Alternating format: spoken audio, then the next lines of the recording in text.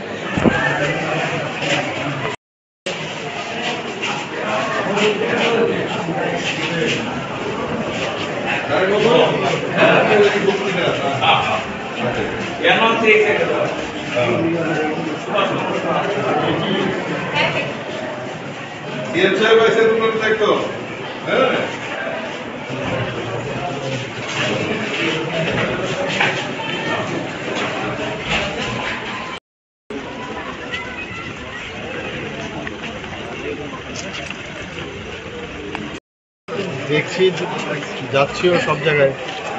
আজকে যাওয়ার কথা ছিল সাউথে, কিন্তু যে রাস্তার যে অবস্থা সেখানে যাওয়া অসম্ভব। এর জন্য আগরতলার আশেপাশে সমস্ত জায়গাগুলো দেখছি এখানে। তো আপনারা সবাই দেখছেন কি অবস্থা এখানে। মানে কোনোদিন ভাবিনি যে ত্রিপুরার মতো জায়গায়, মানে বিশেষ করে সাউথের 375 মিলিমিটার বৃষ্টিপাত হয়েছে। গোমতী জেলায় প্রায় যা মারা গেছে 350 এরকম সমস্ত জায়গা। আজকেও এখানে আগরতলা এবং এডিনগরে অ্যাবাউট 180 মিলিমিটার এইরকম তো আমরা বৃষ্টি দেখিনি। সবাই এই ধরনের ডিজাস্টার তো ক্যালামিটি সবাই কাছে এসেছি, যেভাবে তাদের যাতে কোনো অসুবিধা না হয় সেই বিষয়ে খোঁজখবর নিচ্ছি।